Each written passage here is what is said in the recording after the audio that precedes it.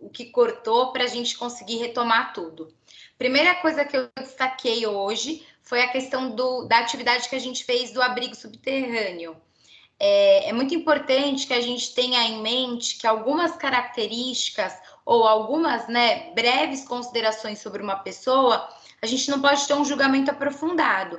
Mas quando a gente pensa em formar uma equipe, formar um time, ou de repente aquelas pessoas que vão continuar dentro da humanidade, que aquelas pessoas que vão formar, o que eu preciso para aquelas pessoas. E eu achei muito legal que vocês destacaram pessoas que, num primeiro momento, né, com preconceito, com pré-julgamento, talvez ninguém escolheria, mas vocês escolheram pensando numa segunda chance, ou pessoas que podem ter uma reabilitação, então, como a esposa do advogado, ou quem acabou de sair do manicômio, ou alguém que tem arma, ou alguém que não tem o pleno discernimento. E essa é a ideia quando a gente pensa em valores de uma empresa ou pensa no compliance, por quê? O compliance é a ideia de, primeiro, agregar, aceitar, e não adianta uma lei forçar o cumprimento de alguma coisa. Então, quando a gente pensa em alguém que tem necessidade especial, por exemplo, existe uma lei que força, que tem cota para que essas pessoas... Isso, a empresa, né, no plano de compliance, no plano de dever ser, ela tem que cumprir. Mas será que é só o cumprimento? Eu tenho que ter a inclusão dessas pessoas? Ou eu tenho que realmente fazer com que aquelas pessoas pertençam àquele time? Então, é mostrar que o compliance ele não pode ser algo só escrito ou tem um código de ética, tem um programa de integridade e a empresa não incorporou isso. Para complementar a aula que eu encaminhei para vocês por PowerPoint e também o texto da semana passada, é muito importante a gente fazer essa associação, porque o texto é um artigo científico. E nesse texto, o primeiro destaque é a questão do custo, né? Então, quando a gente fala em compliance, talvez para uma empresa há um custo. A gente não pode esquecer, aqui é uma pós-graduação de civil e processo civil. A ideia é que em processo civil a gente vai atender também empresas. E as empresas, elas estão, né, na mesma cultura que a nossa, que é uma cultura de litígio, que é uma cultura de briga, e que talvez, né, nós estamos passando por uma transformação muito grande das soluções alternativas, o CNJ, o CPC, tudo isso vem impondo aí outros meios de solução de conflito, mas talvez, pensando no compliance, a gente já tenha uma prevenção. Eu não quero ter o conflito, eu quero mitigar ao máximo a existência de um conflito, tá? Isso em todas as esferas, em relação comercial, em questões trabalhistas, em questões tributárias. Então, é muito importante a gente pensar que esse custo da existência de um programa de compliance ou de um setor de compliance ou de um compliance officer, talvez a longo prazo seja um custo barato, perto de todo o resto, né, de outros problemas que podem existir para aquela pessoa jurídica, tá? Além disso, no artigo tem um ponto que é importante, né, que é esse que eu estava tratando, mas não sei se a gente, nesse monte de corte aí, que eu acho que é importante a gente retomar, que é a questão da cooperação. Então, como eu vou ter a cooperação das pessoas para facilitar essa política de compliance? A cooperação, gente, ela é fundamental. Então, a ideia é que eu tenho que ter pessoas cooperando ou acreditando ou tendo o sentimento de compliance enquanto empregado, enquanto prestador de serviço, enquanto empresa parceira, enquanto consumidor. Hoje a gente vê muito isso, né? A gente está passando por essa situação de pandemia e não sei se vocês têm essa percepção. Nós gostamos de ver empresas comprometidas com essa questão, né? Então, se uma empresa vai e aumenta o preço dos produtos e ela mostra que ela não está nem aí, que ela continua com as atividades, que tem decreto, então o governo está proibindo, mesmo assim, o dono da empresa ele quer ganhar dinheiro, então ele vai fazer funcionar, ele vende álcool gel num preço absurdo. Essas empresas, quando isso é noticiado para a gente, para a sociedade, isso gera um desconforto, porque a gente vê o mundo inteiro fazendo o contrário, falando, não vai ter custo nenhum, ou até uma foto que viralizou aí na internet, uma drogaria com a placa "temos álcool gel, é só você trazer o frasco". Quer dizer, isso mostra que é uma empresa preocupada, que não adianta colocar lá na missão, visão e valores que se compromete com a sociedade, ou que se compromete com o meio ambiente, ou que se preocupa com questões de saúde, e de repente, numa situação de emergência, isso é ignorado, né? Então, essa cultura de compliance, de uma empresa comprometida com os seus valores, comprometida com a lei, comprometida com aquilo que é certo, com aquilo que é justo, é muito importante. E para que isso aconteça, tem que ter cooperação da sociedade em si, né, da sociedade empresarial. Então, empregados comprometidos, direção comprometida, sócios comprometidos, parceiros comprometidos, os próprios consumidores comprometidos. Então, a gente pega essa situação também. O supermercado é uma atividade essencial. Tá, o supermercado colocou aquela proteção, não sei se vocês chegaram a ver, como um acrílico nos caixas. As operadoras de caixa lá todas com máscara. E não adianta nada passando álcool gel na máquina do cartão, aquela coisa toda, álcool gel na entrada, álcool gel no carrinho. Se nós, enquanto consumidores, nós vamos lá e não temos nenhum cuidado, a gente não se preocupa, ou encontra alguém, cumprimenta, enfim. Então, de repente, uma mudança social, incorporar essa cooperação para que essa política de compliance aconteça, né? A ideia com essa política de compliance, até isso que foi destacado lá no artigo, é uma ideia de eficiência, então uma eficiência para a empresa, e com essa eficiência a gente retoma até aquilo que eu passei na aula que eu coloquei com PowerPoint para vocês, que teve a atividade do abrigo subterrâneo, da história da reputação. Então, o capital que vai além do lucro, o capital que vai além do ganho, é a ideia da reputação atrelada àquela empresa. Então, qual que é o capital reputacional?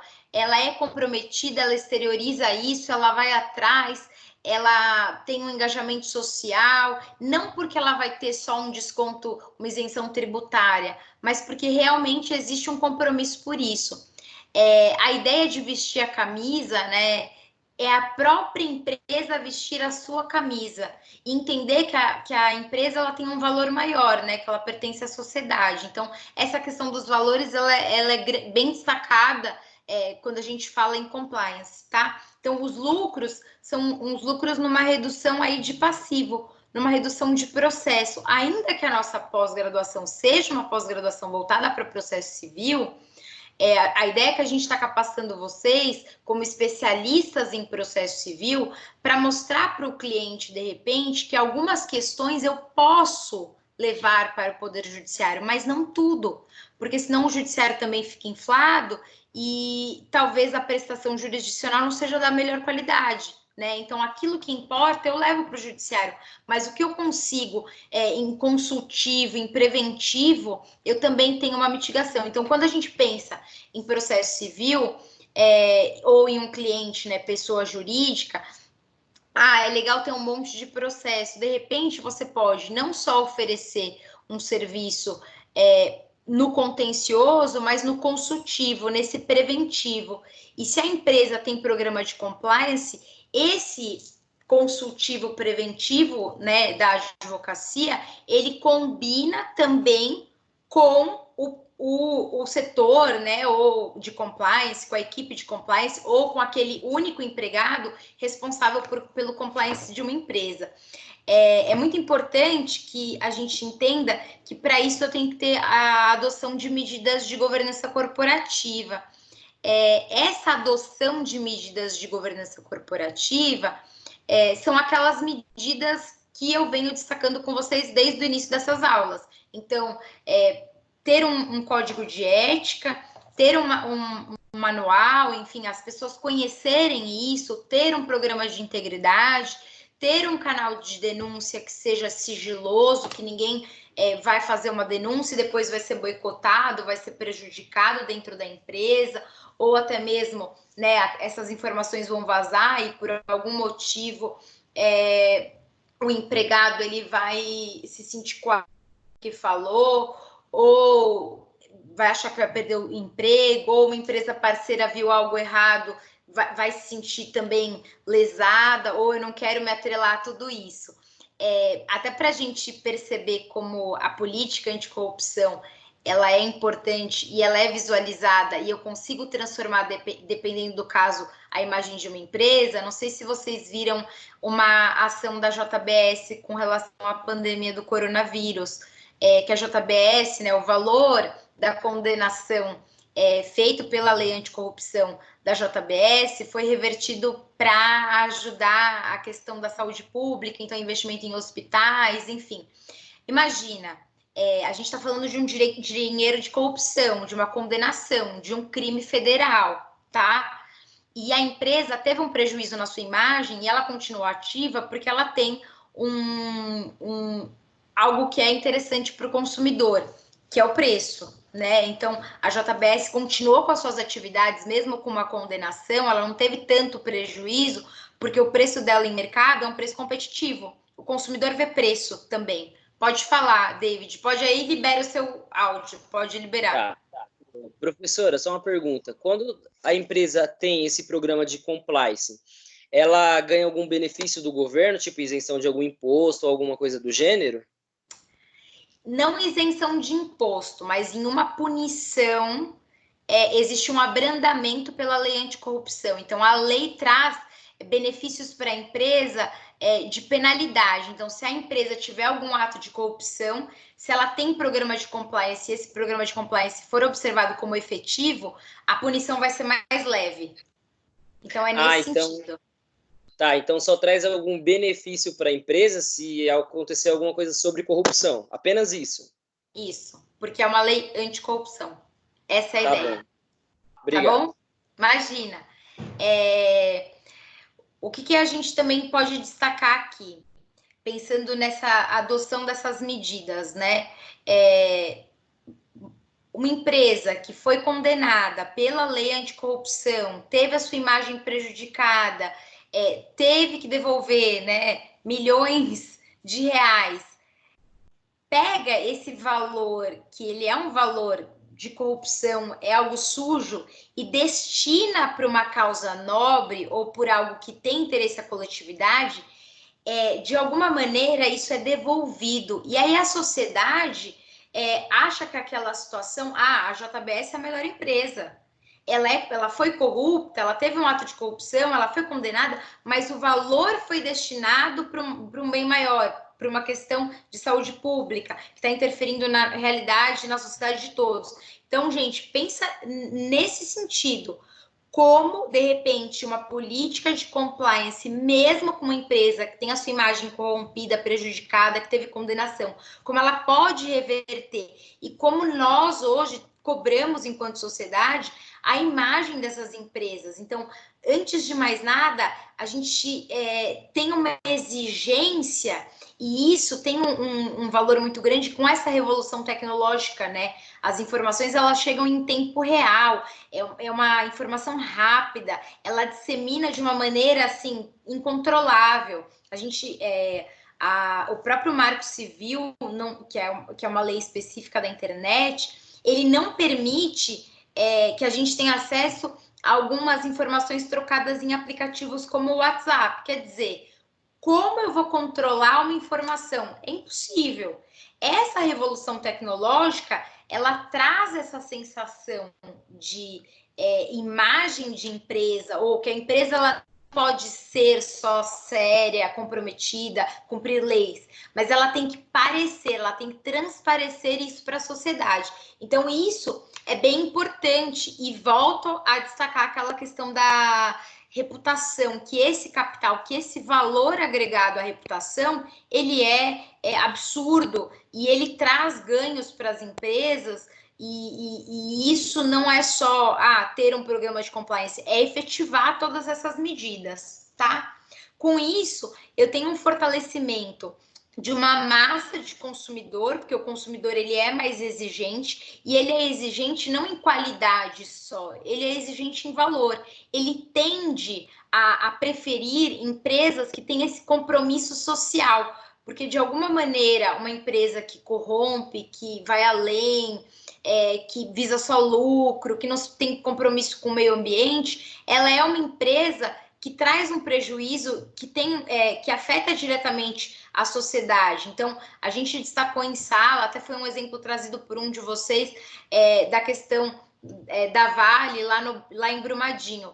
Peraí, a empresa, pode ser a empresa que for, né? A Vale tinha uma reputação de uma empresa mega comprometida com tudo.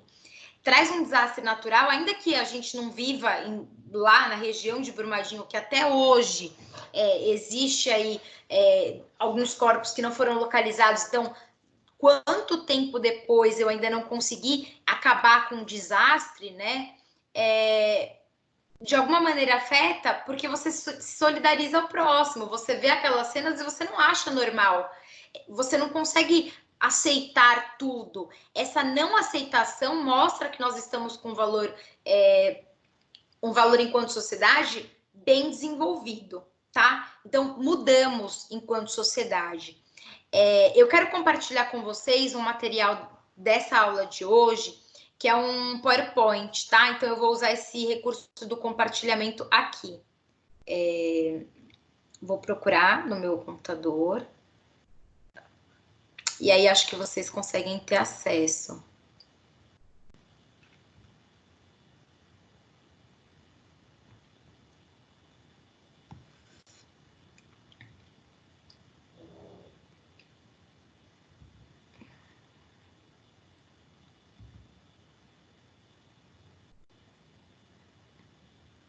Não é esse daqui.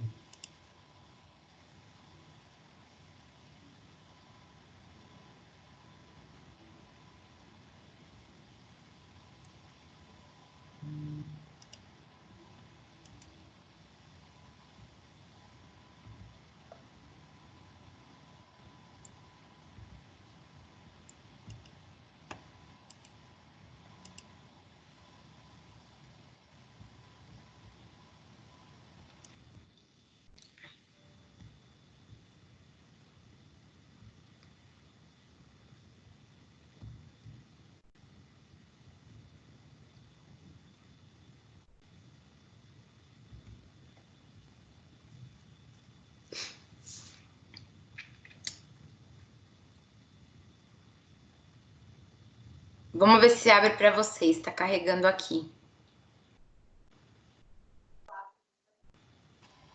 Estão conseguindo ver? Sim. Tá carregando. Tá carregando. Tá. Aí apareceu. Apareceu? Ótimo. Apareceu. Meu tá carregando ainda.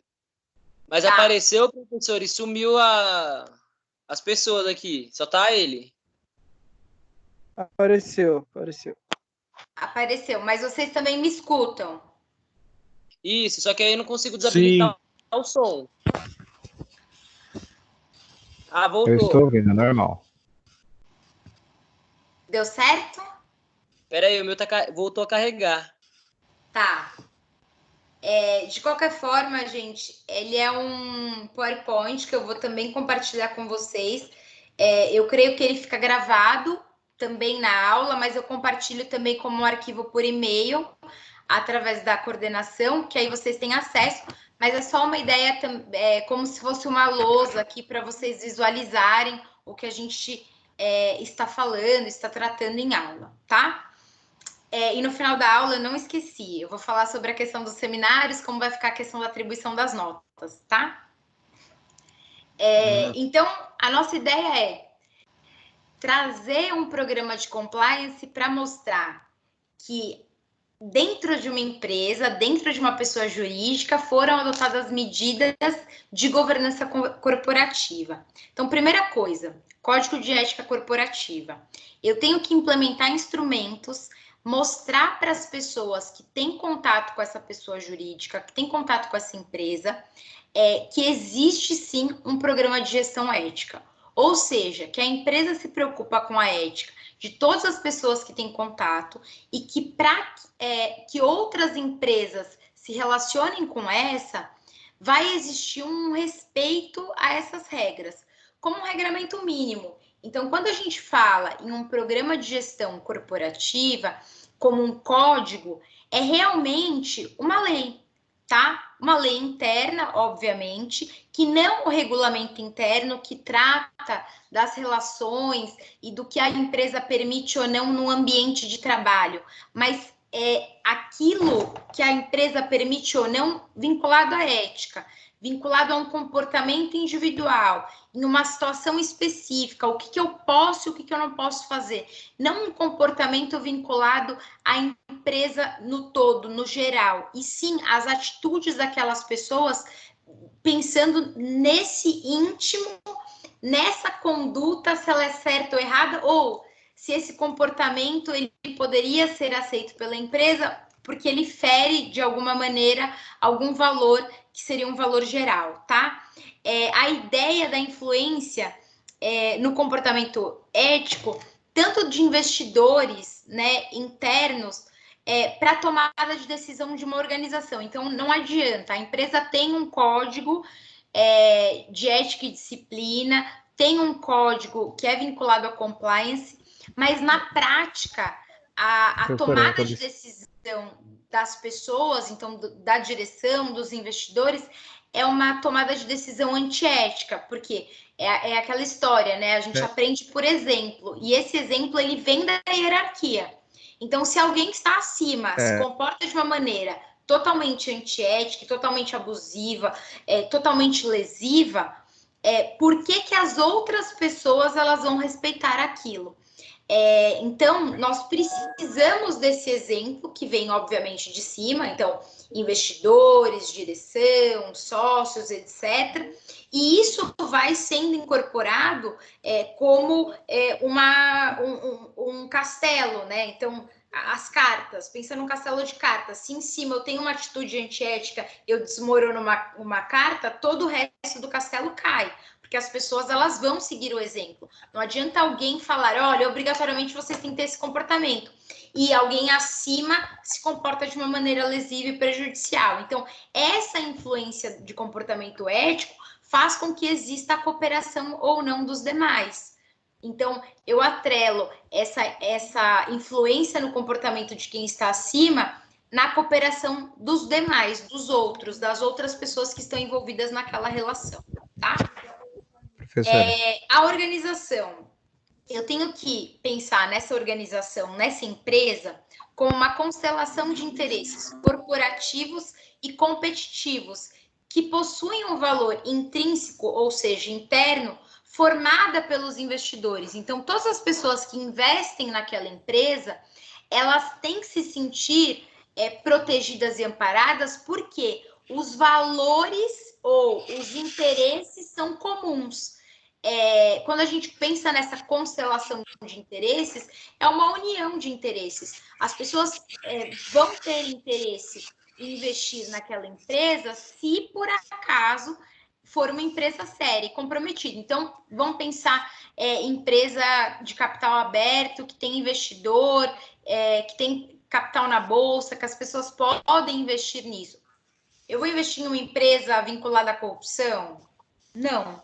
Eu vou investir em uma empresa que eu sei que responde por um processo? Não. Da mesma forma que a gente acabou de falar um pouco antes de eu começar essa parte dos slides, que o consumidor ele vai pensar 10 mil vezes em consumir de uma empresa, também antiética, prejudicial, ou que de repente uma outra empresa não quer uma parceria com uma empresa que tenha um problema de corrupção. O que aconteceu na Lava Jato? Aconteceu que outras empresas com atividades relacionadas, né? Então, empresas que tinham uma relação, ainda que não tivessem nada vinculado à corrupção, elas só prestavam os seus serviços, elas foram investigadas pela Polícia Federal e até algumas responderam em juízo isso, por um crime que não cometeram e que desconheciam.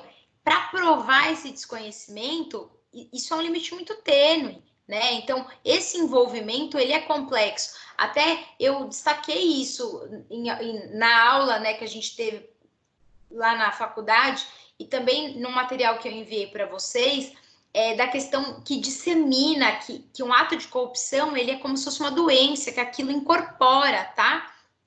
Então, o que a gente tem quando a gente pensa em compliance? A gente tem uma exigência da organização com novas posturas morais na forma de conduzir os negócios. Então, eu tenho aí um valor atrelado para mostrar para toda a sociedade que a minha forma de condução de negócio ela é uma forma distinta. Então, o que eu falei para vocês nessa atividade de seminário, que a gente vai transformar, não vai ser seminário, obviamente, mas que ainda vocês vão aproveitar a pesquisa de vocês. Falei para vocês, escolham uma empresa e procurem nessa empresa que, ainda que ela tente transparecer alguma postura ética, com valor, com programa de compliance, tente demonstrar nessa empresa que existe aí alguma coisa a ser questionada. Então, vou pegar uma empresa a título de exemplo e que hoje é uma empresa que também vem se mostrando aí comprometida com a sociedade até nessa questão da pandemia. A Ambev, tá? A Ambev, se a gente olhar a missão, os valores, ela fala que ela lida com pessoas, que a missão dela é trazer alegria para as pessoas. É uma empresa voltada para bebidas, né? No geral, tem outros segmentos, mas o forte são as bebidas.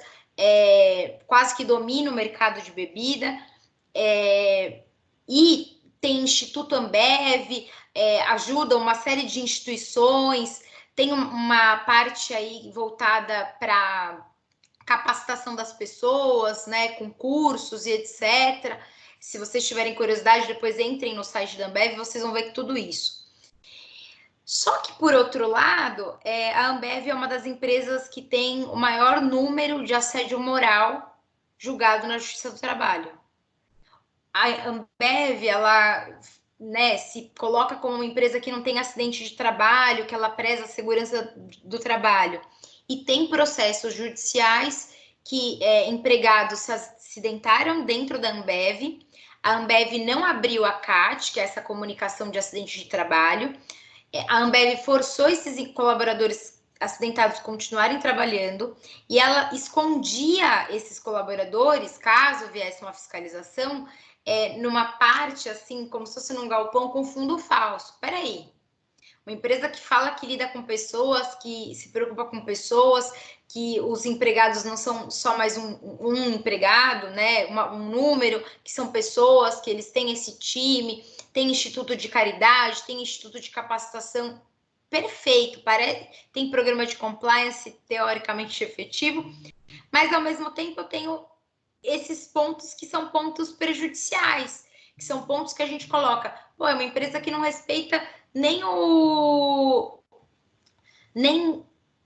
próprio colaborador acidentado, que não respeita a segurança e medicina do trabalho. Gente, é um absurdo, né? Então não adianta só parecer, eu tenho que parecer também, né?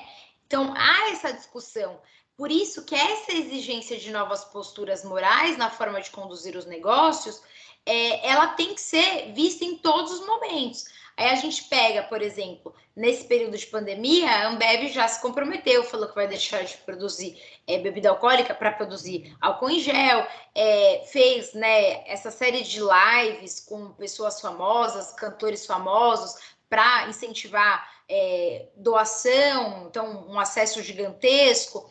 Esses famosos patrocinados por ela estão divulgando produtos, mas estão arrecadando em prol da sociedade, talvez para tentar mostrar uma imagem, mas eu não sei se sempre é assim.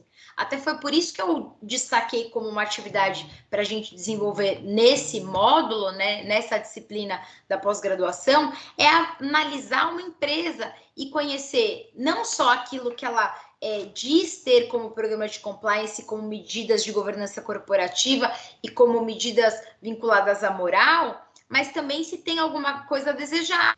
Porque se eu tenho essa dupla, e aí é o ser humano, nós somos formados do bem e do mal, né? Essa dupla, só que quando eu falo da pessoa jurídica, eu tenho que ter só um modo, né? Conduzir, andar na linha, cumprir a lei, e essa é a ideia do próprio compliance, quando a gente pensa, né, no significado da palavra, é obediência, é o respeito, é o cumprimento, tá? Com isso, o objetivo ético maior, o que se pretende aqui, é mediar conflitos entre os interesses públicos e guiar os comportamentos. Tá até com um errinho de digitação aqui, eu com a minha mania de escrever, mas pensar rápido e escrever, eu vou consertar para mandar para vocês, tá?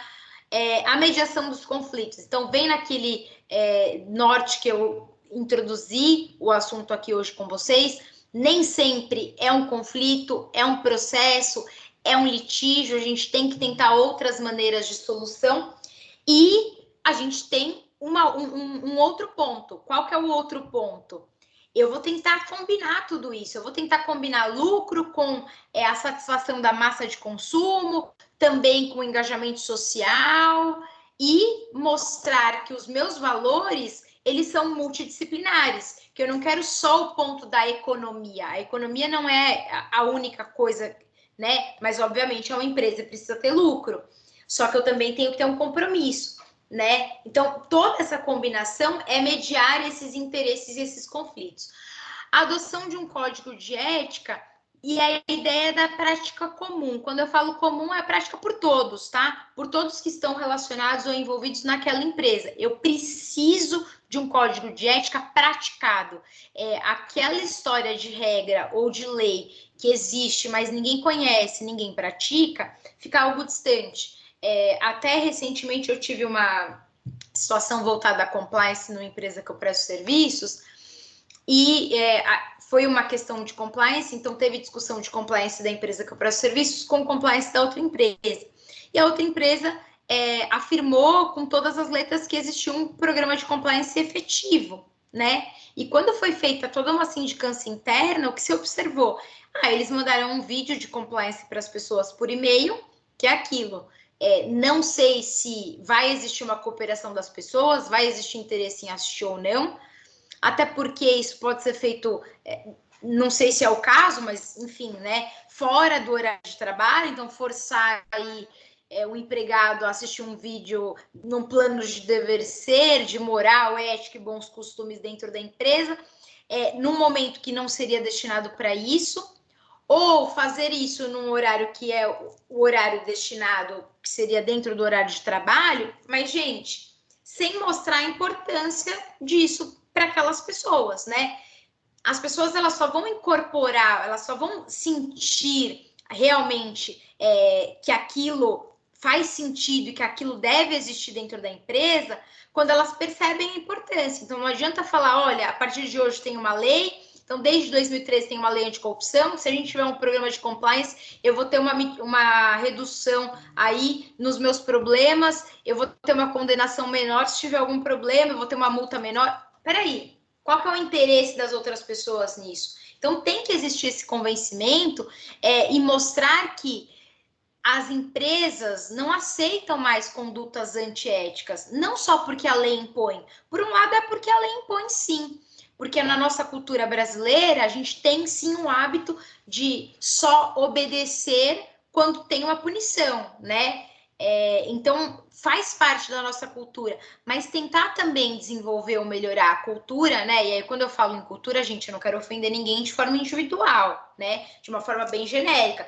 Eu espero que dentro do nosso grupo exista a exceção. Nós somos a exceção, nosso pensamento é um pouco diferente.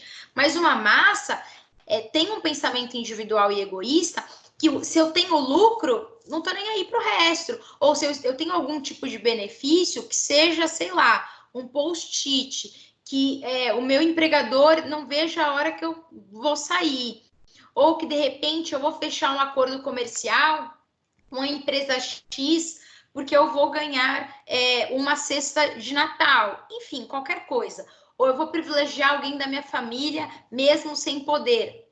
Coisas desse gênero. Peraí, eu não estou praticando, eu não estou cooperando com esse programa compliance. Então, as pessoas têm que entender que esse benefício individual, ele tem que ser reduzido porque eu quero um benefício do coletivo. A maior parte das pessoas serão beneficiadas, né? Então, esse suporte, ele só é dado se existe um programa de ética. Só que um programa de ética com aceitação das pessoas, com que realmente que as pessoas, elas tenham vontade, elas percebam a importância. E aí, quando eu falo em conscientizar, gente, conscientizar não é do dia para a noite. Não é com uma lei que vem em 2013 e coloca a goela abaixo, que a gente não pode ter mais corrupção, que aí, do dia para a noite, a gente sai por uma porta com uma outra conduta. A gente tem que começar a perceber, aos poucos, aquilo que é aceitável ou não e tentar desenvolver isso nas futuras gerações, né? E também nas pessoas próximas, para mostrar, olha, você não tem que ter um benefício e prejudicar todas aquelas pessoas. E também perceber se você pertence a uma empresa que se preocupa com o coletivo ou se ela é uma empresa que se preocupa só com ela mesma. Que talvez não seja aquilo que você realmente quer. Eu sei que falar isso é muito bonito na teoria, que na prática é muito mais difícil, né? Não estou aqui no mundo da Disney achando que o mundo é perfeito, as pessoas são éticas e todo mundo veste a camisa, ou é fácil convencer o outro. Mas, querendo ou não, é uma ideia de trabalho de formiga e pensar que isso vai sendo mudado. E quando não é mudado, se for pego, né, a lei vem e pune. Então, tem aí uma punição. E como a gente já teve uma punição efetiva, a gente tem, sim, um exemplo ou uma forma aqui no Brasil de tentar convencer de uma forma mais eficaz, né? Não é pelo amor que a gente vai ensinar, é pela dor. Até hoje, eu vou passar uma atividade prática, mas além disso eu vou encaminhar junto com esse material um vídeo. E ele é um vídeo de compliance que eu passo nas empresas quando eu faço programa de compliance, e para vocês sentirem como você pode ser afetado por algo que é de corrupção. Ele é até um pouco forte, é um vídeo asiático, mas é um vídeo bem curtinho, tá, gente? Que eu sei que ninguém tem tanto tempo para ver tanta coisa, mas que tem um impacto enorme, tá? Então, eu vou mandar junto com o material esse vídeo para vocês perceberem isso. Programa de ética. Eu preciso orientar as pessoas, então isso tem que ser desenvolvido, uma orientação, um treinamento, mas não é um único, né? Um dia fizeram. Não, tem que ser algo reiterado. Mas para isso, as pessoas, né, os sócios, os diretores, eles têm que perceber a importância disso, porque muitas vezes para a empresa, olha, nesse momento a gente vai cortar custo e esses treinamentos eles vão ser cortados. Peraí, eu tenho que mostrar que esse custo ele é válido para aquela empresa, mas tem gente que ainda não está nesse nível de percepção e às vezes dá murro em ponta de faca, né? Mas é uma ideia de uma orientação contínua, porque com isso eu tenho a conscientização, tá? Instrumentos de gestão. Então, quando a gente pensa em uma gestão abusiva, engessada, que desrespeita, que viola, que não aceita, né, o grupo, opinião, posição, questionamento, não é a melhor forma de gestão, né? A ideia hoje é uma gestão participativa, é uma gestão integrada, é uma gestão multidisciplinar, para que exista aí uma maior aceitação, tá? Então, é importante que exista não só a orientação contínua, mas também esses instrumentos de gestão, pensando numa gestão mais participativa, colaborativa e uma gestão de inclusão realmente, tá? E encontrar uma forma de implementação para aquela empresa. Então, não tem uma regra. Em todas as empresas eu vou implementar da mesma forma. Não. Eu tenho que sentir, primeiro, quais são os problemas dessa empresa. Então, é muito importante que as pessoas, quando elas vão procurar um profissional de compliance, e aí para vocês, isso é bem legal, porque até hoje eu estava no LinkedIn respondendo algumas mensagens, e aí eu estava vendo lá em vagas possíveis, tem muita vaga para compliance em vários tipos de empresa, em várias áreas de negócio. Então, para vocês também, muitas vezes, como um meio de trabalho, né? Estou em busca de uma oportunidade, eu quero mudar de área, ou de repente me interessei por compliance. Poxa, atuar na área de compliance é entender a empresa, o ramo de negócio da empresa e como eu posso implementar aquilo para aquelas pessoas, né? Então, talvez um treinamento não seja eficaz, ou reunir todo mundo no mesmo encontro não seja eficaz. Talvez um vídeo que choque seja mais eficaz. Talvez mostrar que existe um código de ética é legal, mas as pessoas não vão ler esse código, eu vou ter que transformar numa apresentação, enfim. Então, encontrar meios para implementar isso e para que isso se torne contínuo. No Brasil, ainda é um instituto recente, tá? Ainda que a lei seja de 2013, as multinacionais, principalmente norte-americanas, elas vieram com essa força de compliance. Aqui no Brasil, ainda, algumas empresas têm uma resistência com compliance, ou, né, quando a empresa tem uma resistência também por parte das pessoas que têm atuação. Então, empresa parceira, poxa, vai ter que analisar compliance vai ter que ver o contrato, nossa, será? A gente vai ter que assinar um termo de compromisso com compliance, será que isso é importante ou não? A gente vai ter que estudar esse código, será que a nossa empresa tem isso para negociar com a outra? Enfim, então tem uma série de obstáculos que a gente tem que tentar tornar mais possível, mas isso acontece porque é relativamente novo. Aí vocês podem até me falar, Thaís, a lei anticorrupção é de 2013, a gente está em 2020, não é tão novo assim. Não é tão novo pensando na existência da lei, mas que as empresas passaram a incorporar, salvo as multinacionais, sim, é uma situação mais nova. E por muito tempo, né, num primeiro momento, as empresas foram implementando por uma exigência legal, mas elas foram implementando de qualquer forma, só para ter, né? Nós temos. Mas isso não é efetivo, isso não é praticado. E aí eu retomo aquela questão que a gente estava até agora, eu mencionei para vocês. Gente, não pode ser só ter, eu tenho que praticar. As pessoas têm que incorporar isso. Pode falar, David. Professora, e o Fabrício também quer falar. Tá. Pensando assim, se a norma apresentada pelo programa de compliance for conflitante com a lei, o empregado ele tem que seguir o que está pautado na lei ou o que está pautado no regimento do compliance, do grupo que apresentou esse regimento? Então, aí que tá. Esse código, esse regimento de compliance, ele tem que seguir a lei. Porque a ideia do compliance é seguir a lei. Então, assim, a empresa não pode se valer desse código para ir contra a lei, né? A má-fé da empresa geral. Não. Tem que seguir o que está na lei. Mas no caso da empresa, não, por exemplo, como a lei é de 2013, o que regia no regimento antes não é a mesma coisa que vai regir agora, pelo tempo que já passou, por novos casos, eventual, não sei, alguma situação nova que possa acontecer. Isso, que não esteja pautada na lei, ou que esteja de forma diferente da interpretação que a pessoa fez esse compliance. O empregado, ele pode se recusar a falar assim, não, eu não vou seguir o que está pautado no regimento do compliance, mas eu vou seguir o que está na lei. Tá. Se ele, por acaso, se recusar a aplicar o programa de compliance, a empresa pode puni-lo. E aí as punições são aquelas punições da lei trabalhista. Então, advertência verbal, advertência escrita, suspensão, um desligamento, dependendo até um desligamento por justa causa, porque insubordinação, enfim, dependendo da situação, né? A gente consegue aplicar lá o artigo 482 da CLT. Mas é aquilo... quando a gente fala em lei, isso no geral, tá? A lei não pode ser uma lei estagnada, nem a lei de compliance.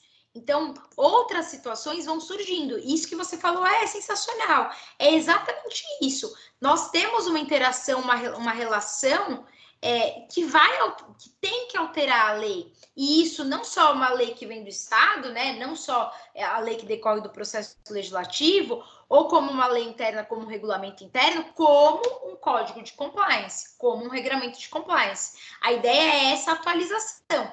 Agora, se o empregado se recusa, não vou cumprir porque eu acho que é contrário à lei, a empresa poderia puni-lo. E, de repente, depois, em um processo judicial, isso pode ser até discutido da validade desse programa ou não, ou dessa punição ou não, tá? Tá, obrigado. Imagina. Pode falar, Fabrício. Não? Não, tranquilo, professor. Eu ia questionar, entrar em questão em relação a isso. Tá. Do não cumprimento do funcionário pelo compliance, alguma regra do compliance, está meio fora ou divergente da lei, Daquilo né? que foi estabelecido pela empresa. E sabe o que é legal? Gente, não é só a punição, tá? Quando a gente fala em compliance, a gente fala numa coisa que é o termo de ajuste de conduta, que a gente escuta muito falar de termo de ajuste de conduta quando fala do Ministério Público, né? Que o Ministério Público faz esses termos de ajuste de conduta. Mas internamente na empresa, eu posso celebrar termo de ajuste de conduta, então, de repente, o empregado ele desrespeita o regulamento interno, desrespeita o programa de compliance, não leva em consideração nenhuma regra. Eu posso puni-lo? Posso, eu posso dar uma advertência, posso dar uma suspensão, dependendo da gravidade, né? Pensando naquela gradação. Então, primeiro uma advertência verbal, depois uma escrita, depois uma suspensão, depois uma demissão, se for o caso, justa causa. Mas aquilo, não só advertência, mas o que eu quero dele? Cooperação. Então, puxá-lo para... Peraí, você descumpriu? Você conhece? Explicar. Então, quando a gente fala em advertência, né? Advertência não é só a bronca, é advertência para advertir para que aquela pessoa não faça, não cometa aquele erro, né? Aquele descumprimento novamente. E dependendo da gravidade, como tem a ver com compliance, eu posso celebrar com essa pessoa um termo de ajuste de conduta que essa pessoa vai se comprometer a ter um novo comportamento. E que se ela voltar a descumprir uma regra vinculada à compliance, ela vai ter uma punição maior, né? Então, esse termo de ajuste, ele é fundamental. Então, eu não só faço advertência no primeiro momento, mas eu pego e falo, olha, se você tem interesse em continuar, se você quer melhorar, se você percebeu que você descumpriu, você se compromete? Me comprometo. Então, vamos celebrar um termo de ajuste de conduta e você vai se comprometer a seguir as regras de compliance, a ter um novo comportamento, a mudar essa postura negligente, omissa com relação às regras de compliance e realmente praticar isso e tentar fazer com que essa pessoa que descumpria até então, que ela incorpore e tenha aí a cooperação e vista a camisa e, enfim, incorpore os valores da empresa. Pode falar. Tá professora, agora eu não tinha liberado o microfone. Eu trabalho numa multinacional, tá, né? E a gente muito que eu vejo lá que nem tem no compliance, né? Tem lá que ele fala sobre segurança e saúde, né? E aí ela falou que preza pela saúde do funcionário, tal. Sim, claro. Trata os funcionários com a sua limitação física, né? Sim. Só que na prática eu não vejo muito isso, né?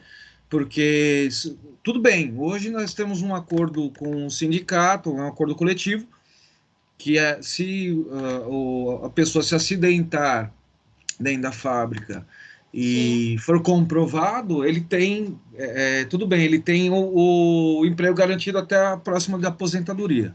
Tá. Né? E aí ele vai ser colocado em trabalho compatível, né? Vai ser é o chamado compatível. A gente, né, lá na fábrica você pode falar, o cara é compatível, né? O fulano é compatível, só faz serviço compatível. Tá. o que eu vejo, o que eu percebo, que muitas vezes, na teoria, o funcionário ele tem que fazer o serviço compatível que o médico do trabalho determinou, Sim. mas na prática não acontece. Essa chefia está descumprindo o compliance? Sem dúvida. Sem dúvida. E assim, vamos levar em consideração isso que a gente está conversando hoje. Então, imagina, eu tenho um programa de compliance, eu falo que eu me preocupo com a saúde, com a integridade física, vem uma pessoa que foi acidentada e que foi realocada, se ela é tratada de forma desigual, ou a atividade que ela faz não é a recomendada, e tem casos piores, tá? Tem casos em que essas pessoas que voltam de acidente, empresa que é mega reconhecida, que fala que é super comprometida aí com a sociedade, coloca em uma célula outra, num setor outro, só essas pessoas para cumprir o período de estabilidade, dando serviços que não são nem serviços que aquela pessoa teria, né, uma capacidade técnica para fazer algo muito superior, mas colocam como se em serviços, né, em atividades, em funções não tão reconhecidas, e que existe um preconceito, uma discriminação, um tratamento péssimo. Como que todo grupo vai respeitar o compliance se existe uma própria direção, uma gestão que não respeita? Uhum. Então vem aquilo que eu falei, né, da hierarquia. Isso é exemplo. Não adianta a empresa falar para vocês, né? Olha, nós temos compliance, tem as regras, a gente se preocupa, a integridade física de vocês é o que mais importa, é isso, isso e aquilo. E na prática a gente sente e vê, e às vezes a própria pessoa, né? Ela sente quando ela é realmente aquela que está acidentada e que voltou reabilitada, ou outras pessoas próximas. Você vai acreditar no programa de compliance dessa empresa? Nunca. Como eu não acredito. Como você não acredita? Eu presenciei, na verdade, assim, eu sou compatível, eu me acidentei, né, dentro da fábrica. Uhum. E teve um caso de um companheiro nosso lá de trabalho, Sim. que ele voltou de afastamento, né, da lesão, e, ele ficou largado, porque a gente tem áreas de lazer, né? Tínhamos, pelo menos, áreas de lazer na linha de produção. Uhum. O cara ficou exatamente 30 dias, né? Um mês inteiro, sentado. Falou, fica sentado aí que eu vou arrumar um lugar. A gerência, isso é a gerência de produção, né? Gerente não é nem o supervisor, né? O chefe direto da pessoa. E acabou deixando essa pessoa quase 30 dias ao mês inteiro, né? Os 20 e poucos dias de trabalho, sentado esperando um posto de trabalho. É que a pessoa em si não fala, eles querem que eu fique sentado? Tá bom, vou ficar sentado aqui. E aí aguentou, porque no meu ponto de vista, ele foi humilhado, né? Claro! Porque enquanto todo mundo está trabalhando, e a gente sabe como o ambiente de fábrica os próprios colegas acaba entrando na pilha, fala, pô, o cara é vagabundo, o cara é isso. Aí sentado o dia inteiro e tá ganhando salário, Exatamente. A gente tá trabalhando. Sim, gera um desconforto, gera uma humilhação. E aquilo, né? Não adianta a empresa falar que tem, ou tentar convencer, ou criar treinamentos, se isso não for sentido na prática para aquelas pessoas. Numa situação dessas, pode ser a empresa que for. Os empregados nunca vão acreditar que é uma empresa comprometida com os empregados. Eles nunca vão acreditar num programa de compliance. Eles nunca vão acreditar que existe uma proteção realmente.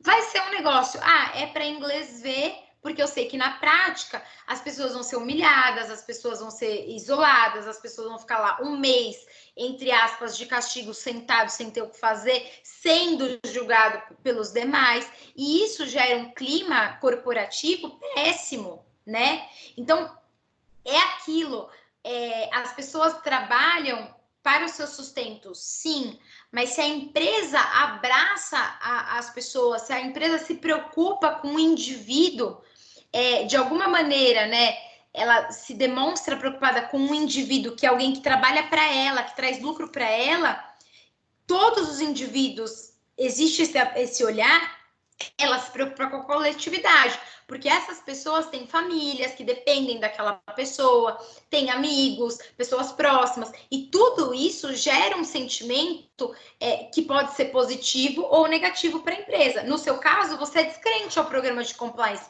porque na prática você não vivencia ele sendo implementado, efetivado, né? Lei que só existe no papel não é lei.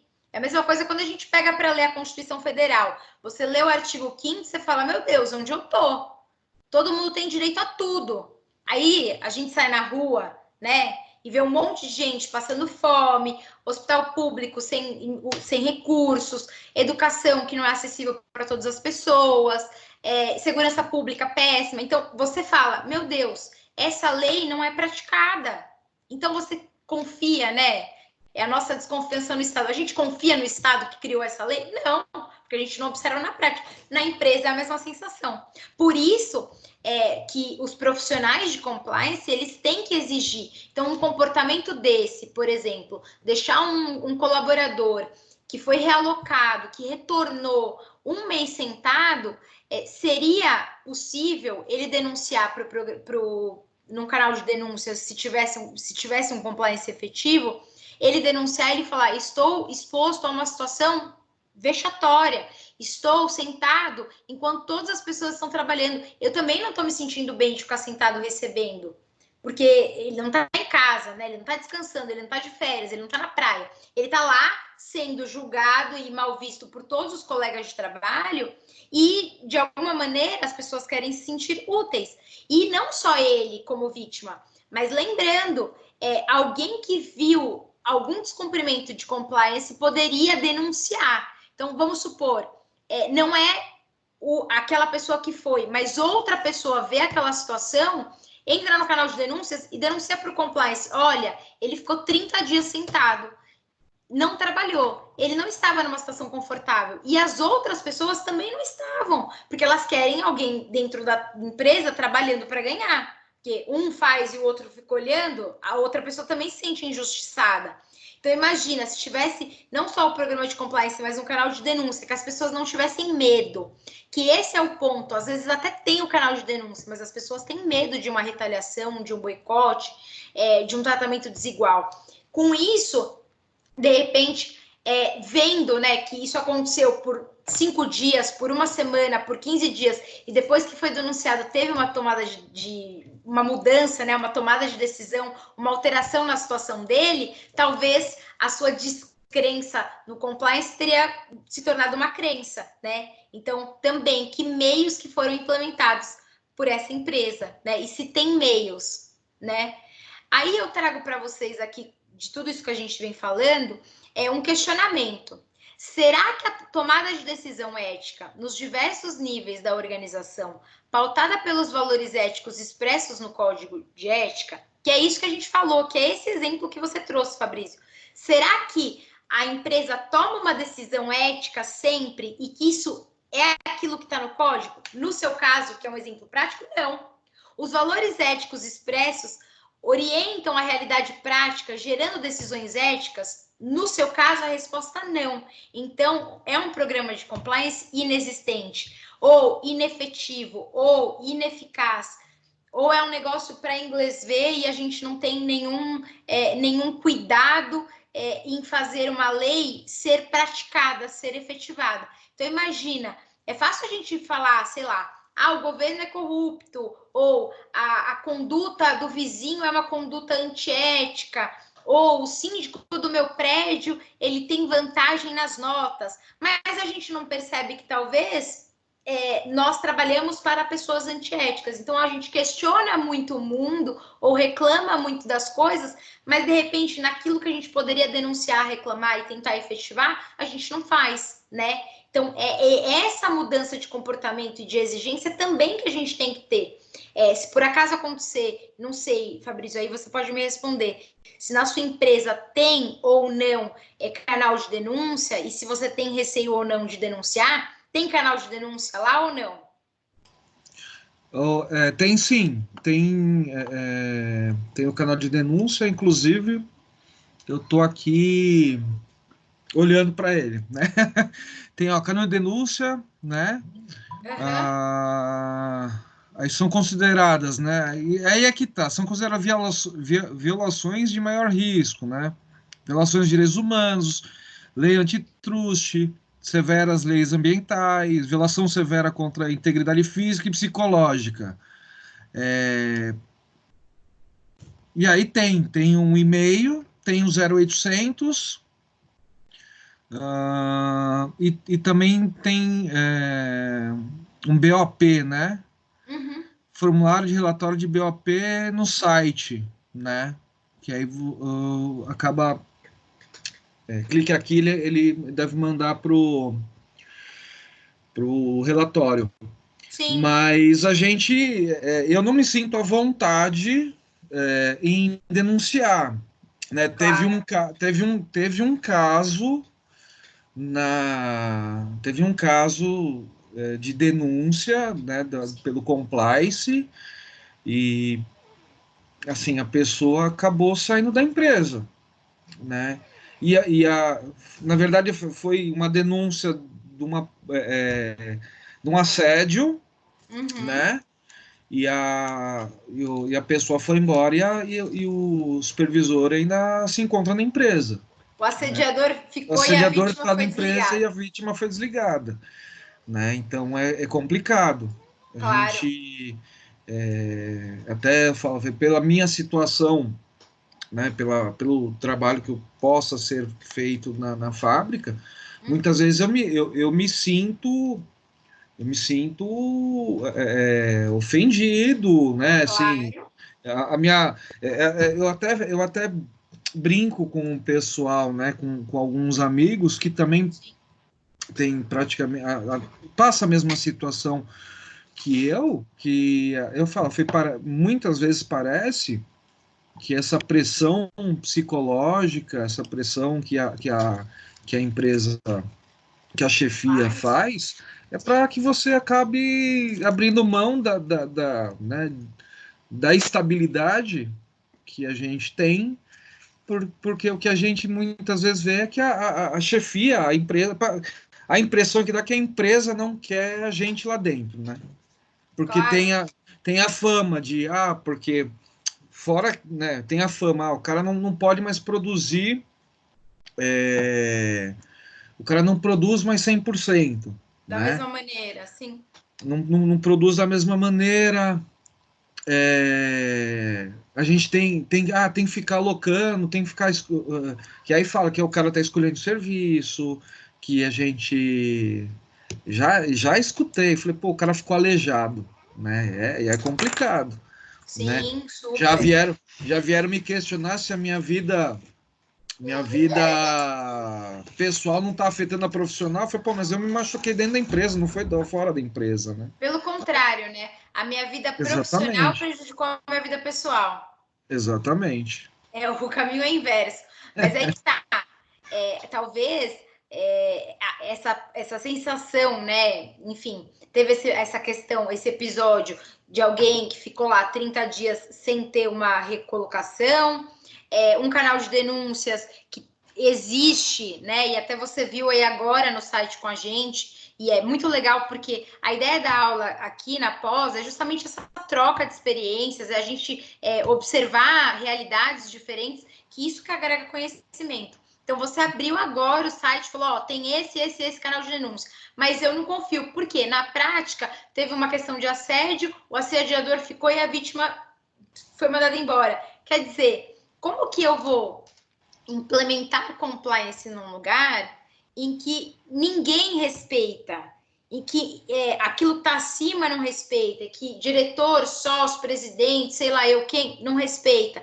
Então, nesse caso, é realmente um compliance só para inglês ver. É um compliance para falar, cumprimos a lei, mas as pessoas não se sentem seguras. E talvez esse boicote, esse prejuízo, né? Então, por que a empresa tem uma negociação coletiva no sentido de garantir a estabilidade para acidentes? Porque provavelmente é uma empresa que nunca se preocupou com a questão de acidente, nunca trouxe medidas de proteção efetivas, e com isso houve uma pressão do sindicato para uma negociação protetiva ao empregado. E que bom que pelo menos tem essa proteção. Só que aí que tá, o empregado ele vai ter essa proteção, essa estabilidade, mas ele nem se sente confortável muitas vezes em ter a estabilidade, porque o ambiente se torna tão hostil por um acidente que ele não deu causa, que os meios da empresa deram causa, porque foi um acidente de trabalho, que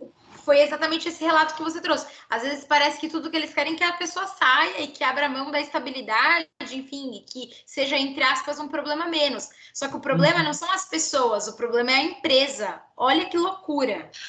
Então, eu até converso com o pessoal, né, assim, Claro. eu tenho amizade com chefia, né, e às vezes a gente vê, falei, meu, que eles falam, a gente tem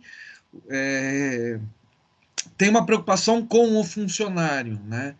Eu falei, não adianta a empresa, diretoria, vamos dizer assim, ter uma preocupação se os subordinados a essa diretoria, a essa presidência, enfim, não pratica, né? E aí, claro, até que ponto essa informação chega lá em cima? Se eles estivessem preocupados, eu acredito que teria um caminho mais fácil para que seja punido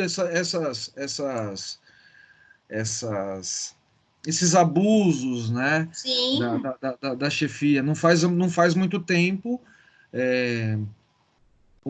até engraçado, uma pessoa, um funcionário, um colaborador, entrou numa discussão com um chefe, e aí eles estavam os dois dentro da sala desse gerente,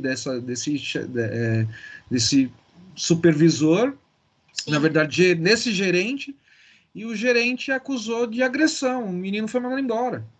Então, até que ponto... E aí ninguém viu, ninguém tem prova, um fala que não, o outro fala que sim. Né? Fica uma coisa totalmente subjetiva. Exatamente. Né? E aí fica esse ponto. Será até que ponto, se eu denunciar, eu vou ser ouvido ou vou ser perseguido? Ou eu vou ser punido. Exatamente. E essa é a ideia, gente. A gente tem que tomar muito cuidado quando fala nessa questão de canal de denúncias, porque as pessoas, quando elas procuram um canal de denúncia, elas querem ser ouvidas. E elas querem que aquele problema, aquela alegação, óbvio, gente, nem toda alegação de canal de denúncia é uma alegação verdadeira, mas que aquilo seja apurado. E que se tiver alguma coisa em desconformidade com as regras, que exista, sim, uma punição efetiva. Então, não dá para mandar embora a vítima e não o agressor. É o contrário. Tem que ser o agressor e não a vítima. E... talvez nesse exemplo até do Fabrício, eu achei que o que é mais interessante é que a presidência tem um comportamento que não é o mesmo de quem está abaixo. Então, talvez a presidência conhecer o canal de denúncia ou o teor das denúncias, ou conhecer o comportamento, que aí é a ideia da cooperação e participação, dessa visão mais ativa de todas as pessoas, né? Quando a gente fala em cooperação, é todo mundo cooperando para um bem maior, óbvio, né? Pensando aqui em compliance, mas também cooperar dessa presidência ter olhos para todos os setores, porque não pode ser uma presidência fechada em uma sala, tomando café no computador e no ar-condicionado, e não ter dimensão do que acontece além dessa sala, né? Então, eu acho que é esse tipo de compromisso que deve existir dentro das empresas e que, óbvio, o programa de compliance tem que impulsionar. Mas a gente também tem que ter, enquanto pessoas que estão dentro dessa empresa, a sensação que isso é efetivo, que isso é eficaz. Não adianta ter a ordem legal, né, a regra, o código, a ordem disciplinar, saber como eu devo me comportar, se eu não tenho uma ordem punitiva para quem realmente deveria ser punido, né? Então, ter a lei, ter a regra e ter a punição, isso é muito importante, mas quem tem que ser punido? Não é quem denunciou, ou quem sofreu, ou quem teve alguma garantia violada, é quem cometeu. porque essa pessoa está fora dos padrões, né? Quando eu falo que tem um código de ética, quando eu tenho um regramento, quando eu tenho um programa de compliance efetivo, com um manual, com um código de conduta, eu quero mostrar o sentimento do todo, né? A exceção não pode virar regra, essa é a ideia. E aí, com isso, a gente tem uma combinação, pensando num programa de compliance efetivo, que é muito difícil de se efetivar. E aí o Fabrício trouxe aqui um exemplo até de vivência dele, como às vezes a empresa mostra, né, uma postura que é distinta.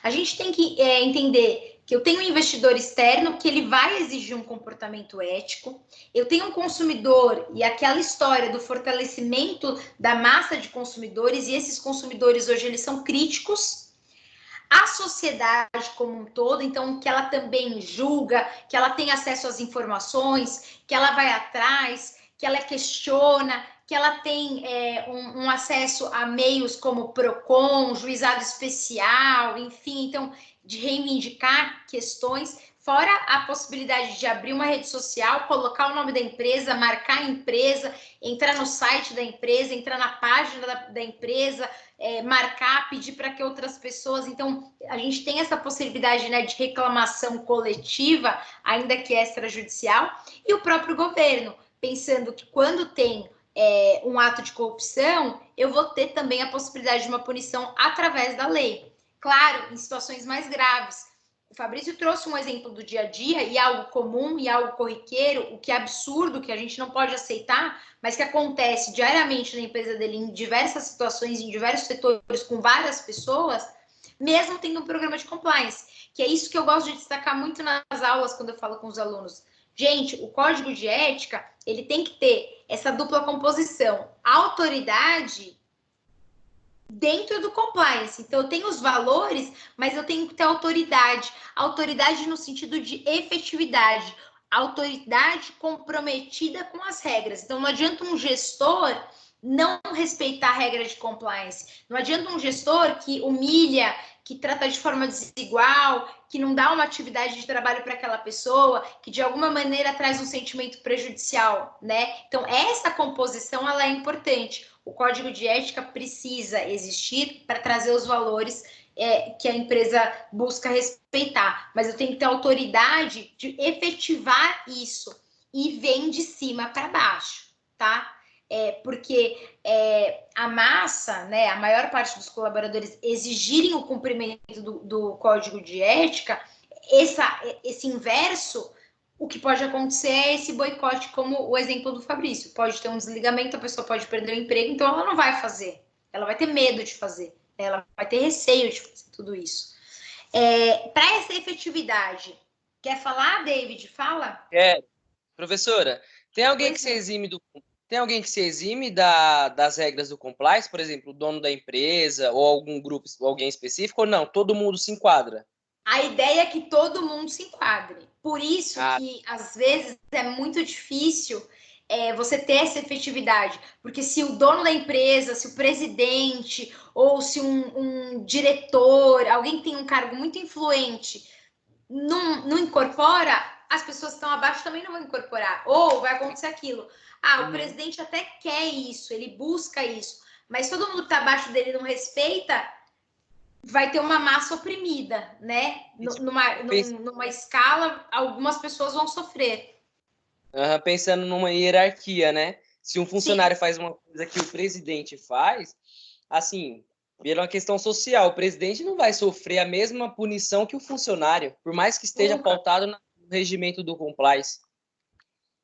Sim, porque tem uma ideia de corporativismo, sim, e que alguns cargos são, entre aspas, intocáveis. Só que aí que tá. A ideia é que qualquer um pode ser denunciado ou pode ser questionado. Num primeiro momento pode passar uma impressão de medo, né? Aquela história do vigiar e punir, todo mundo é vigiado, todo mundo é fiscalizado e vai ter punição e a gente vai ser cobrado, aquela coisa toda. Também é para tentar deixar pessoas que em cargos altos teriam medo. E aquilo... alguém em um cargo alto tem uma remuneração altíssima, talvez não seja tão fácil se recolocar no mercado do que alguém que não tem tudo isso. Então, essa pessoa também teme o trabalho.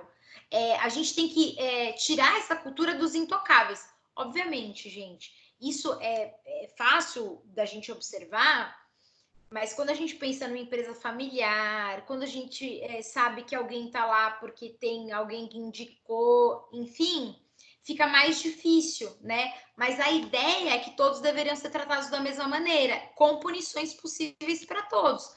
Até porque se eu tenho um tratamento desigual com relação à punição, imagina, o fulano não é punido, eu vou ser, nossa, isso é discriminação, nem vou respeitar, o fulano não respeita. Então, perde um pouco a credibilidade, né? A ideia seria um tratamento mais igual, tá? Eu sei que é difícil na prática, mas essa é a ideia.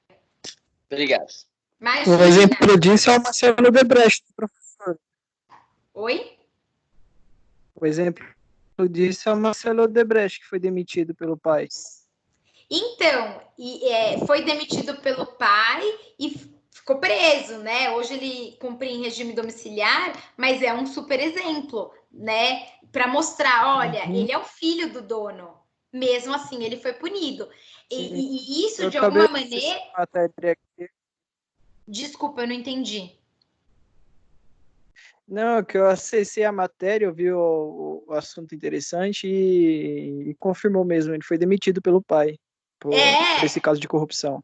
Por causa de corrupção, e ele cumpriu pena. Então, assim, imagina, né?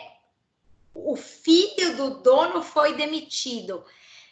Tudo bem, né? A empresa passou por um processo anticorrupção, teve aplicação da lei, teve condenação, tudo, mas assim, internamente, as pessoas, né? As pessoas que estão abaixo perceberam que houve também uma indignação do pai.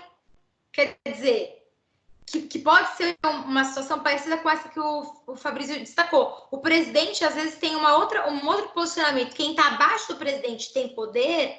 Tem. E, às vezes, tem conduta antiética. Não significa que o presidente vai ser sempre conivente com aquilo. Se ele descobre, se ele sabe, talvez ele tenha uma outra postura, como foi o caso da Odebrecht. Gostei do exemplo. Eu não sei quem falou.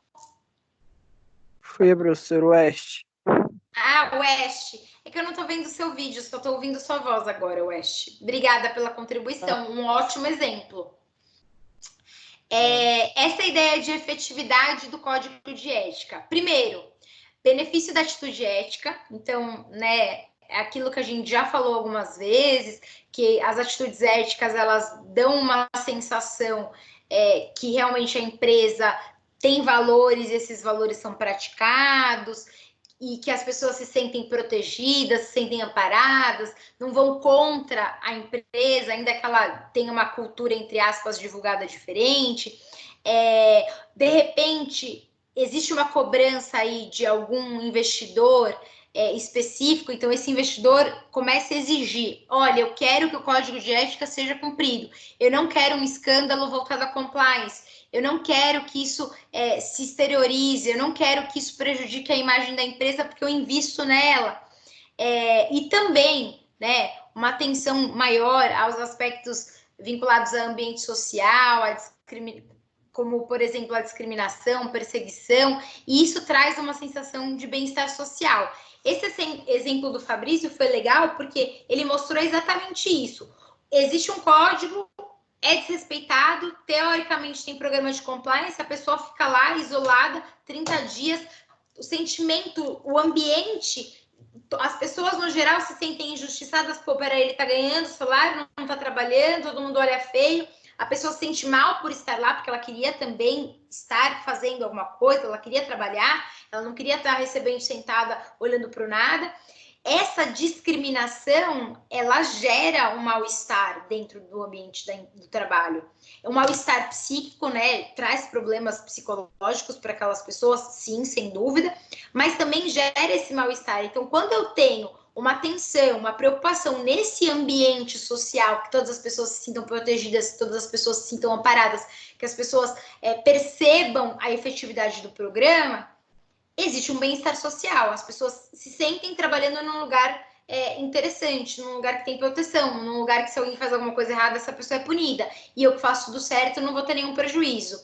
Então, é importante a gente trabalhar num lugar que a gente se sente bem, né? Porque trabalhar num lugar que todo mundo é discriminado, todo mundo é prejudicado, que gente só visa lesar o outro, prejudicar o outro, isso não é legal. As pessoas trabalham com medo, não é essa ideia. A ideia é que as pessoas se sintam protegidas e que isso seja confortável, e quem trabalha feliz faz com que a empresa lucre. Então, é uma cadeia positiva, né? Todo mundo revoltado com a empresa, as pessoas fazem de tudo para boicotar. Então, eu quero o inverso, né? Eu quero o lucro. E com isso, direcionar a ética às condições de ambiente, de negócios, ou à dinâmica da organização interna. Então, a empresa, ela vai se sentir ética, isso está direcionado, os negócios demonstrados são negócios éticos, ninguém faz coisa escondida, não tem alguma imagem prejudicial. Parece que existe um envolvimento com crime, parece que é uma empresa que tem sonegação fiscal, parece que não tem nada. Parece que é uma empresa que não recolhe o FGTS dos colaboradores de forma correta. Fica uma coisa assim meio, né, escusa, conflituosa, as pessoas não se sentem bem. Isso gera, assim, esse mal-estar, tá? A gente tem que buscar, então, uma mudança da cultura com o código de ética e instrumentos de apoio para que exista a cooperação. Então, é uma combinação, mudança da cultura corporativa. Eu tenho que acabar, eu tenho que exterminar com essas pessoas que têm pensamento egoísta, com gente que discrimina, com gente que acha que está acima do outro, que viola todas as garantias, que fala que é importante ter um código de conduta, mas não segue. Isso para mim não serve. Sabe aquela coisa? Tem a lei, mas eu sou a exceção, eu estou protegido. Não existe isso. Um código de ética efetivo e instrumentos de apoio. Alguém quer falar? Tá me ouvindo, professora? Estou ouvindo. Quem é? É o Adilson. Faz tempo. Oi, Adilson. Agora eu estou te vendo, além de te ouvir. Eu não estava conseguindo falar. A minha pergunta é a seguinte. Existe alguma punição externa, sem ser só dos grupos que utilizam o serviço de uma empresa? Eu posso, se tiver um ato de corrupção, ter uma punição do Estado, através da lei anticorrupção. Certo. Então, na verdade, a pessoa tem o compliance, mas ele fica restrito às cobranças de quem utiliza o prestador de serviço, as pessoas, os funcionários. Colaboradores, consumidores, dependendo do caso, então, sim. Na verdade, se não houver nenhum escândalo, nenhuma lei anticorrupção, ninguém vai ser punido. Ninguém vai ser punido, mas aí que tá. A gente tem um órgão que é muito importante, que é o Ministério do Trabalho. Se for numa situação como essa relatada pelo Fabrício. E a gente tem a questão do Ministério Público, que pode sim ter acesso ou, né, tentar levar para frente uma questão de corrupção, né? Tanto é que o projeto de combate à corrupção, ele é muito engajado pelo Ministério Público. Então, a gente tem tanto o Ministério Público do Trabalho quanto o Ministério Público. E aí, dependendo, existe a possibilidade de uma denúncia interna e com punição interna, mas se for o caso, as pessoas podem levar isso para o Ministério Público também, para tentar essa punição externa e a aplicação da lei anticorrupção. Não entendi, era só isso, é porque meu microfone não estava funcionando e eu fiquei escutando os colegas falarem e não conseguia participar. Não, pode participar. Mas vocês também podem mandar mensagem no bate-papo, vocês sabem mandar? Não. Não. Não, eu também não. Ai, gente, não me pergunta que eu também... Porque para mim aparece como se fosse uma barra e nessa barra tem um balãozinho de bate-papo. Eu até mandei, estou aqui, boa noite, todos estão me ouvindo no começo da aula, o que é isso? Para a gente não aparece. Para vocês não aparece. Eu vou ver como funciona essa ferramenta, que aí nas próximas aulas a gente já vai saber manusear melhor. Como que eu faço para que vocês interajam aqui também por esse bate-papo, se quiserem. Certo. Tá? Eu vou aprender a mexer nisso direito. Para a gente é novidade também, né? Estamos todos aprendendo, né? Essas aulas remotas estão sendo um aprendizado geral. Mas o que eu acho bem interessante, quando ela é assim ao vivo, com a possibilidade de perguntas, essa interação, para a gente, ela agrega muito, ela é bem enriquecedora, não fica algo distante, né? Acho que a gente consegue aí transmitir a mensagem e vocês conseguirem acompanhar e desenvolver o conteúdo. Não sei se vocês estão sentindo a mesma coisa que eu. Não, fica legal. Fica positivo, né? Sim, sim. Fica legal. Menos mal, gente. Não vai me deixar depressiva aqui em casa. Não, eu sempre falo que pessoalmente tudo é mais fácil, mas como a gente está com essa pandemia, eu não gostaria de receber só um vídeo. Então, como as aulas são de integração, é mais fácil. Não. Verdade. Com essa plataforma aqui, eu achei que fica bem bom e hoje a gente consegue se ver, né? Questionar, trazer situações. Eu também acho positivo. Estou feliz com essa modalidade aqui, que é o que nós temos para hoje, né? Sim, infelizmente. O que a gente tem, além dessa questão do código, da mudança, enfim, composição informal, né? Informal que eu digo é que a gente não tem uma imposição só do código, tá? Só do regramento interno. Perceber comportamento dos pares. Então, abrir os olhos para as pessoas que estão ao nosso lado, no trabalho, ou sou prestadora de serviço em uma empresa X, eu chego lá e percebo o comportamento das pessoas. Será que essas pessoas têm um comportamento ético? Será que existe um compromisso? Será que existe verdade? Será que existe integridade? Porque se a empresa tem normas éticas e isso não é demonstrado pelos pares, pelas pessoas, que até foi o que foi levantado pelo Fabrício aí, justamente esse o maior problema. Eu espero que as pessoas se comportem da maneira como aquilo está estabelecido no código, né? Que é a ideia de cooperação, que eu estou falando desde o início da aula, essa história de cooperação. Aspectos que são importantes para a gente pensar nessa estrutura empresarial. Tem uma hierarquia. Essa hierarquia, ela tem que estar baseada sempre. Eu tenho que ter conformidade no controle. Então, conformidade e controle. Eu não posso ser controlado apenas e não observar que outras pessoas são controladas, né? A hierarquia é um controle geral, que até foi uma pergunta do David, acho, se todo mundo poderia ser punido da mesma forma ou se o código vale para todo mundo. É isso, vale para todo mundo. No modelo hierárquico, todo mundo tem que estar em conformidade. E também um modelo de cultura participativa, né? Uma participação, e aí vem aquilo que eu comentei com vocês de cooperação, todas as pessoas participando e trazendo esses valores, num primeiro momento individuais, mas que vão refletir valores também da sociedade empresarial. Para ter efetividade, treinamento ético. Tem que treinar as pessoas, porque do dia para a noite as pessoas não vão ter um comportamento ético, correto, justo, não vão seguir exatamente aquele código. Tem que ter uma possibilidade de aconselhamento. O que é isso? Ter alguém dentro da empresa que eu posso contar e numa situação de dúvida, se eu vou tomar uma decisão, se há uma decisão certa, errada, se tem base no código de ética ou não, se eu estou violando o código de ética ou não. Então, por que é importante ter alguém vinculado ao compliance? Para que essas pessoas consigam se aconselhar, né? A gente fala muito em denúncia, mas às vezes eu quero um conselho, eu preciso tomar essa posição. Será que é uma posição acertada? Será que é correto? Será que é a melhor maneira?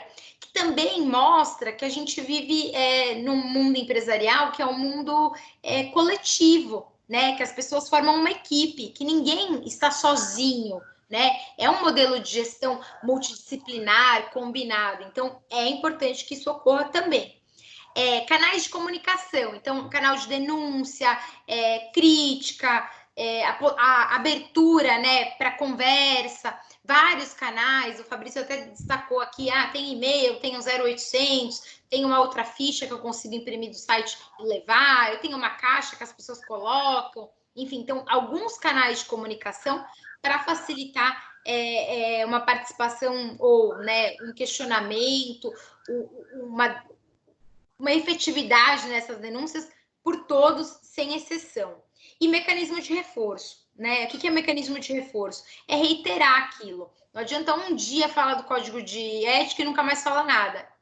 De vez em quando, reforçar algumas ideias, e isso também com exemplo, mas também com atividades, com dinâmicas de grupo, com momentos de integração que são válidos, né? A gente fala muito em integração quando a pessoa entra na empresa, mas de repente, no final do ano, em alguma ação específica, desculpa, gente, em alguma ação específica, sei lá, Dia das Crianças, Dia da Mulher, Dia da Família, coisas desse gênero, né? Festas de final do ano. E nesses eventos que têm um caráter de festa, reforçar alguns valores da empresa, falar como é importante que todas as pessoas se sintam confortáveis, falar como é importante não ter discriminação, ações feitas principalmente pelo RH, né? Que é um departamento que tem que estar em coesão com a parte de compliance, com ações efetivas. Então, eu tenho, sei lá, alguns dias comemorativos no ano, e se eu tenho pessoas naquela situação, poxa, é o momento de destacar isso. Pega uma empresa que tem muito acidente de trabalho, tem muita gente que retornou de acidente de trabalho, pô, eu reforço valores vinculados à saúde, integridade física, segurança, em uma CIPAT, por exemplo, que é aquela semana interna de prevenção de acidente de trabalho. Então, eu pego esses momentos e consigo, né, tentar destacar, levantar os valores da empresa. São mecanismos de reforço, tá? Que também são bem importantes. Eu preciso de um líder. Então, presidentes, chefes, gestores, enfim. Esses líderes, eles têm que ser éticos. Eu até coloquei aqui no slide, de um lado, né, o anjinho falando em valor, e do outro lado o diabinho falando em resultado, né? A gente tem uma cobrança muito grande com relação a resultado no mundo corporativo. E essa cobrança excessiva pode gerar, sim, impacto em processo, tá? Judicial. Esse excesso pode ser assédio, enfim. Então, eu não posso nem só querer só valor, né? Porque a empresa fecha, a empresa quer lucro também, mas também não posso querer só resultado, né? Tem que ser um equilíbrio disso. É importante a gente perceber num código de ética que a empresa quer lucro, mas ela também respeita as pessoas, respeita os colaboradores, respeita os parceiros, respeita a diversidade, respeita a lei, enfim. Então, a ideia de uma liderança ética é com base na integridade, honestidade e confiabilidade. As pessoas têm que confiar nos gestores, né? Não adianta ter um programa e ninguém cumprir, ter boicote, ter demissão. Então, fica uma sensação aí prejudicial, tá? Então, precisamos dessa liderança ética, que é difícil, mas a ideia é que a gente busque isso, e quando nós somos líderes de alguém, então quando você tem uma equipe, quando você tem um cargo que tem pessoas abaixo, que você tenha um comportamento mais ético possível, porque você é exemplo para aquelas pessoas, né? E aí é uma ideia de comportamento e tentando aí disseminar a ideia. A atividade prática que eu vou passar para vocês é uma análise de um caso concreto, que eu vou encaminhar para vocês por e-mail, tá? E aí eu quero que vocês analisem os modelos de gestão de uma empresa, que é essa Multi-Amer, e uma seguradora, tá? Qual que é o modelo de gestão? Se é uma gestão ética ou não, se ela é uma gestão baseada em integridade, quais são os pontos aí positivos e negativos de cada uma das gestões. E aí a gente tem que considerar o todo, né? O macro, que é o Estado, pensando na lei anticorrupção, na sociedade, o que a sociedade espera de uma conduta empresarial, dos consumidores, que são consumidores hoje críticos, que eles se unem, que tem a revolução tecnológica, que eles têm voz ativa, e dos colaboradores das duas empresas, tá? Eu vou mandar para vocês o texto que fala desse caso, da seguradora e da Multi-Amer, e aí eu quero essa análise de vocês. Para a gente fechar a questão das notas, tá? A gente combinou a história dos seminários. Lembram dos seminários? Eu sei, gente, nem todos conseguem apresentar, ainda mais assim, por esse meio, né? Então, como a gente está com essa mudança do meio, eu quero conversar com vocês e dar uma sugestão, e aí, de repente, se vocês falarem, não, a gente prefere o seminário, e como nós temos esse encontro, vamos fazer o seminário, tá? Uma possibilidade seria, primeiro, pontuar todas as atividades que eu venho passando para vocês, mais um trabalho escrito sobre a empresa escolhida, a questão da ética, do código, do compliance dessa empresa escolhida e uma conclusão do grupo, mostrando aí se essa empresa tem alguma coisa por trás que é antiética, que não corresponde a todos os valores que diz ter para a sociedade, com um trabalho escrito. Ou a gente mantém os seminários, aí a gente só vai ter que organizar, né, os grupos, quando vai apresentar, quando, enfim, nesse sistema por aqui, tá? É que a única coisa que eu fiquei assim, e até a minha sugestão foi um trabalho escrito, com as atividades que a gente passa aqui em todas as aulas, porque muitos de vocês não têm o recurso, vocês até conseguem ouvir e tal, mas o vídeo não aparece, tem algum problema de conexão, ou a internet, sei lá, alguma coisa assim. E eu quero que todo mundo consiga fazer a atividade. O que vocês acham?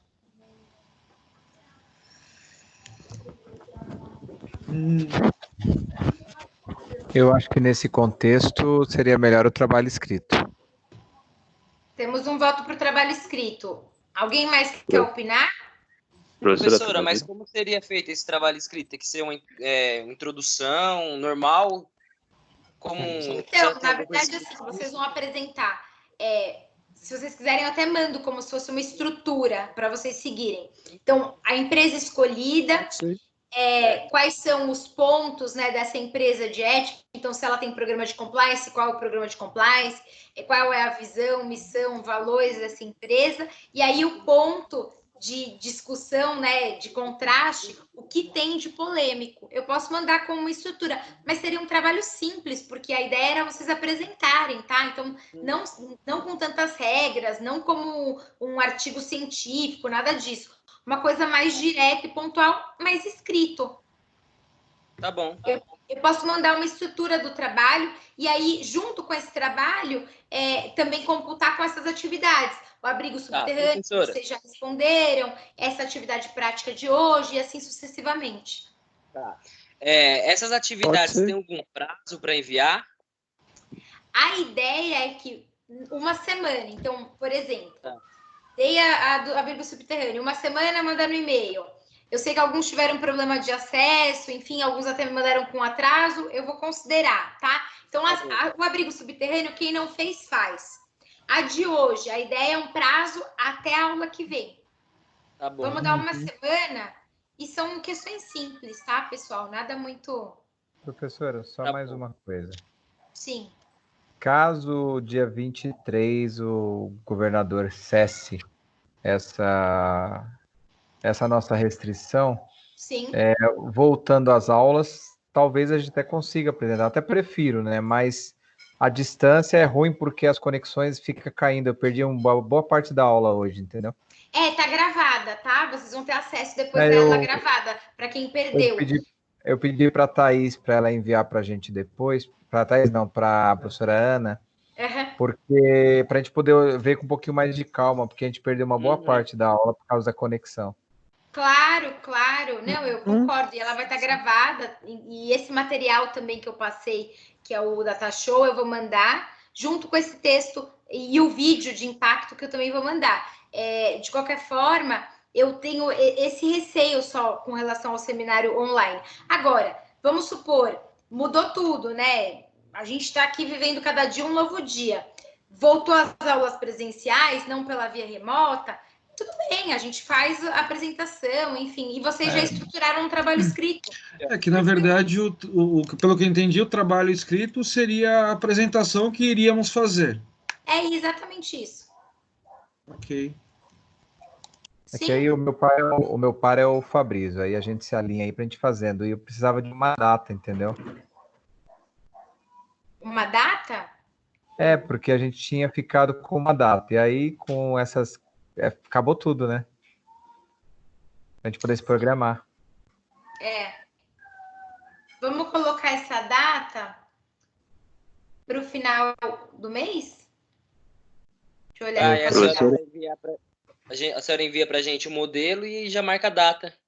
Tá bom. No e-mail mesmo pode já ter a data específica. Tá ótimo.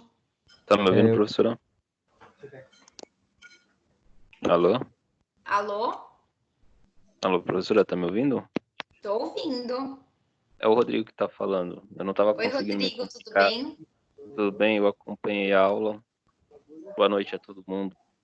Boa noite. Eu acompanhei a aula, mas agora você estava explicando com relação à questão do seminário, do trabalho escrito, picotou para mim, eu não consegui entender direito. Eu tinha ficado até sem dupla, porque no primeiro dia de aula meu parceiro não teria ido. Só para eu entender como é que ficou essa situação do seminário, porque eu não ouvi. Vai ser um trabalho escrito, exatamente o que a gente discutiu do seminário, ele vai ser escrito. Eu vou mandar uma estrutura para vocês por e-mail, o que precisa. Então, a empresa escolhida, quais são os pontos de ética dessa empresa, então, se ela tem programa de compliance, qual é a visão, qual é a missão, quais são os valores, se eles têm algum projeto social, enfim, e qual seria, né, o lado obscuro, o lado antiético na prática dessa empresa, e uma conclusão. Só isso. Então seria seria o nosso seminário, só que agora ele escrito. É isso. Até a segunda ordem. Até a segunda ordem, né? A gente vai seguir com essa ordem, já que é a realidade atual. Professora, eu estava olhando o calendário. Nós temos aí talvez 29 ou 6 de maio. Uhum. Acho que o 6 de maio ficava bem mais adequado. De repente a gente consegue fazer isso na sala, né? Só sugestão, né? Sim. Vamos torcer para esse 6 de maio. Gente, mais alguma coisa? Para mim tá tranquilo. Só quero material para estudar. Vou mandar o material, vou mandar a estrutura do trabalho. Vocês vão receber tudo e essa parte da atividade prática, tá? Quero agradecer a presença, a participação de vocês. Quero pedir desculpa o começo, aquele começo conturbado, cortando, aquela bagunça toda. Foi ótimo ter, né, esse contato com vocês. Eu estava com saudades. Eu gosto desse contato com as salas de aula. Enfim, para mim é bem importante. E eu acho que com relação a esse instrumento, né, esse método, esse Teams, eu acho que ele acaba tornando o mais próximo possível, tá? Dentro da nossa realidade atual. A aula, ela é remota, mas ela é ao vivo, ela é em tempo real, o aluno interage com o professor interage com o aluno, e eu acho que a gente acaba não sendo prejudicado com relação à pandemia. Tá bom, depois vê com a Ana Paula, tô sentindo falta de alguns colegas aí que não participaram, o Murilo, a Renata, e de repente... eu não vi, de repente por causa que nesse começo aí, meio conturbado, meio difícil, na aula passada e hoje também, entendeu? A gente perdeu uma boa parte da aula, mas eu gostei, assim, do sistema. Tá bom. Foi muito bom, foi muito bom. Obrigada, viu, gente? Obrigada por tudo. E aí, espero vocês a semana que vem. Vamos discutir compliance, vamos tentar aí mudar o mundo corporativo por um mundo com mais valor, com mais consciência, né? Mais protetivo. Tchau. Vamos sim. Boa noite, obrigada, pessoal. gente. Tchau, obrigado, foi um prazer vê-los, viu? Obrigada por tudo, foi ótimo. Obrigada, Valeu, tchau. Obrigado, tchau. tchau.